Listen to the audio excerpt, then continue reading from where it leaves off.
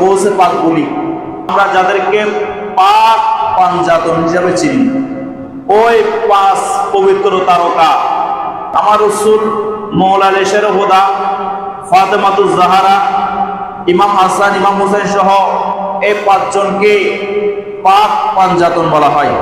পাক শব্দটা ফার্সি শব্দ, উর্দু শব্দের মধ্যে, উর্দু ভাষার মধ্যে পাক শব্দটা ব্যবহার হয়।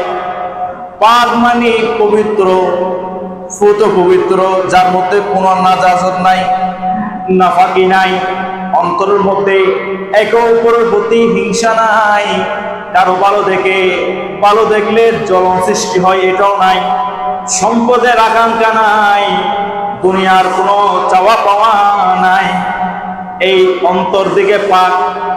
আল্লাহ সেজন্য কোরআনে ইরশাদ করেছেন, আমার আল্লাহ বলেন ইন্নামা ইরিদুল্লাহু লিইযহিবা, আমার আল্লাহর কুদরতি ইচ্ছা, আল্লাহ যাকে পবিত্র করার ইচ্ছা পোষণ করেন, আল্লাহ যাদেরকে পাক পবিত্র বলেন, দুনিয়ার মানুষ যদি তাদেরকে নাফাক বলে, দুনিয়ার মানুষ তাদেরকে লোভী বললে তারা নাফাক হবে না, লোভী হবে না, বরঞ্চ আল্লাহর কালামের বিপরীত অবস্থান হয়ে যাবে।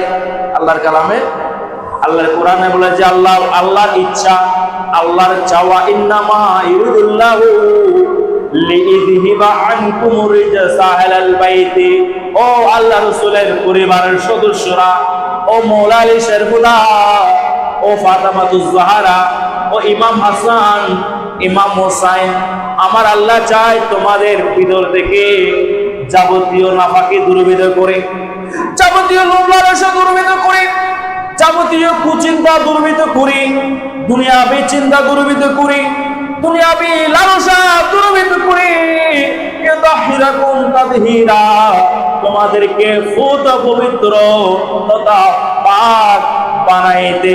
সুবহানাল্লাহ।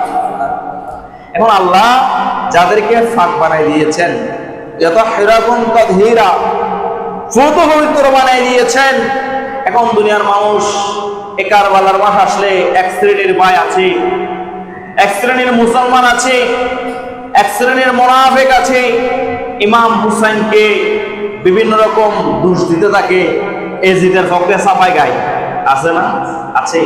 আবার এক শ্রেণীর ভাই আছে, এক শ্রেণীর বাতিল আছে, যারা ইমাম হুসাইনের ভালোবাসা দেখাইতে গিয়ে আল্লাহ রাসূলের অন্যান্য সাহাবায়ে কেরামকে গালি দেয়। যেমন